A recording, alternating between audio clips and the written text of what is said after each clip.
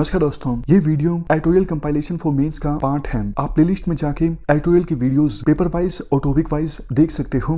और अगर आप दिसंबर 2019 के बाद की वीडियोस को देखना चाहते हो तो वीडियो के नीचे मौजूद ज्वाइन बटन की सहायता से आप मेंबरशिप को ज्वाइन कर सकते हो। चलिए डिस्कशन स्टार्ट करते हैं। आप जीएस पेपर 1 के इस टॉपिक से आर्टिकल को रिलेट कर सकते हो। मान लीजिए जीएस पेपर 1 में क्वेश्चन पूछ लिया जाता है पीवी नरसिम्हा राव के कंट्रीब्यूशन के बारे में, तो आप इस आर्टिकल की सहायता से आंसर कर सकोगे। ये देखो, देश के प्रधानमंत्री रहे 1991 से लेके 1996 के बीच। ये समय देखो काफ़ी ज़्यादा क्रिटिकल था इंडिया के लिए। ये समय काफ़ी ज़्यादा डिफ़िकल्ट था। हमारे पूर्व प्रधानमंत्री राजीव गांधी की हाल ही में डेथ हुई थी।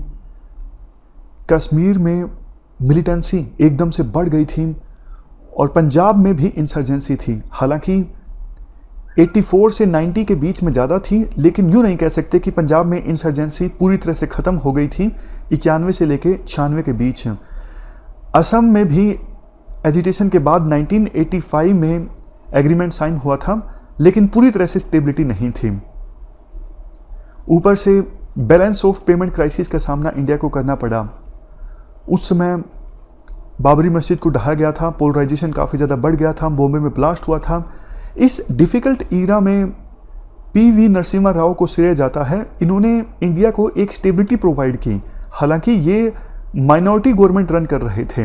आज के इस आर्टिकल में कहा जाता है कि पीवी नरसिम्हा राव ने काफ़ी ज़्यादा अच्छे काम किए थे, लेकिन इनके काम को जैसे भुला सा दिया गया हो।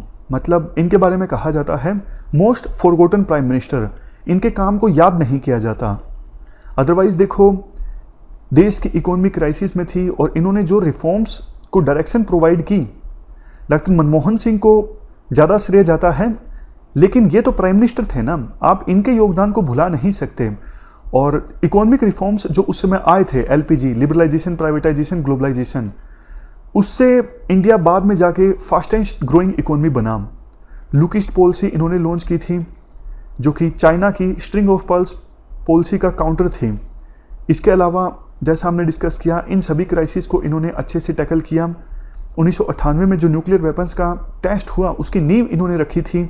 और इनकी देखो खास बात ये थी, ये रिफॉर्म्स जब लाते थे, इवन आंध्र प्रदेश के सीएम रहते हुए भी इन्होंने काफ़ी सारे रिफॉर्म्स लाए। सबसे इंपॉर्टेंट लैंड रिफॉर्म्स। ये सीधा सीधा फ्रंटल अटैक नहीं करते थे किसी के ऊपर। जैसे जो ये रिफॉर्म्स लेके आए इकोनॉमी में, एलपीजी रिफॉर्म्स, ये रिफॉर्म्स नेहरू के मॉडल के बिल्कुल अगेंस्ट थे। नेहरू तो सोशलिज्म की बात किया करते थे, आपको पता है। नेहरू के ईरा में ही इस प्रकार की पॉलिसीज थी, इंपोर्ट सब्स्टिट्यूशन, ये सब चीज़ें। लेकिन इन्होंने हमारी इकोनॉमी को ओपन कर दिया, जिसका फ़ायदा हमें मिला। लेकिन जब ये रिफॉर्म्स लेके आए तो इन्होंने विरोध नहीं किया। ऐसा नहीं बोला कि हम नेहरू के अगेंस्ट जा रहे हैं या फिर इंदिरा गांधी के अगेंस्ट जा रहे हैं। ये अपना ही एक नैरेटिव दे देते थे कि हम नेहरू के मॉडल को ही, इंदिरा के मॉडल को ही आगे लेके जा रहे हैं। क्योंकि देखो, ये इस बात को समझते थे, अगर रिफॉर्म्स लाने हैं इंडिया में तो आप पूरी ऐसे ब्रांडिंग करके एक जबरदस्त नैरेटिव तैयार करके रिफॉर्म्स नहीं ला सकते, क्योंकि बहुत से लोग उन चीज़ों का विरोध करने लगते हैं। मैं आपको एग्जांपल देता हूं। आप बिल्कुल जोर शोर से लेबर रिफॉर्म्स हमारे देश में लेके आओगे तो लाना मुश्किल है, क्योंकि बहुत सारी यूनियंस, बहुत सारी पॉलिटिकल पार्टीज, सेक्शंस, एनजीओज विरोध करने लगेंगे। लेकिन आप चुपके लाओगे, बिना धूमधाम के लाओगे, बिना किसी को क्रिटिसाइज करके लाओगे, तो हो सकता है पॉसिबल हो। इन्होंने यही सब काम किए। रिफॉर्म्स इन्होंने जो लाए वो बड़े थे, लेकिन इन्होंने कभी ब्रांडिंग या फिर मार्केटिंग अपने रिफॉर्म्स की बहुत ज़्यादा नहीं की थी।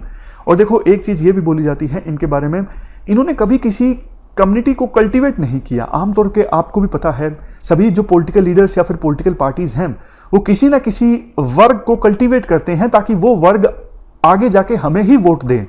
कोई पॉलिटिकल पार्टी पर्टिकुलर धर्म को अपीज करती है, कोई पॉलिटिकल पार्टी कास्ट को अपीज करती है, समझ गए। लेकिन पीवी नरसिम्हा राव ने किसी को कल्टीवेट नहीं किया, किसी एक आइडेंटिटी को इन्होंने तवज्जो नहीं दी।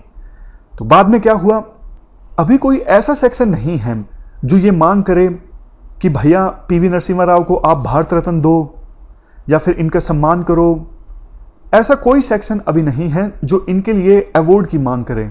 हालांकि तेलंगाना की सरकार ने अब कहा है कि हम स्टैचू इस्टेब्लिश करेंगे देश के लिए, इनके योगदान को याद करने के लिए, बट काफ़ी सारे दूसरे प्राइम मिनिस्टर के लिए जो मांग उठती रहती है या फिर हमारे पॉलिटिकल लीडर्स के लिए जो मांग उठती रहती हैं, उस प्रकार की मांग इनके लिए नहीं उठती। तो ये हमने आर्टिकल डिस्कस किया। इस डिस्कशन में फिलहाल इतना ही है। Thank you very much for discussion.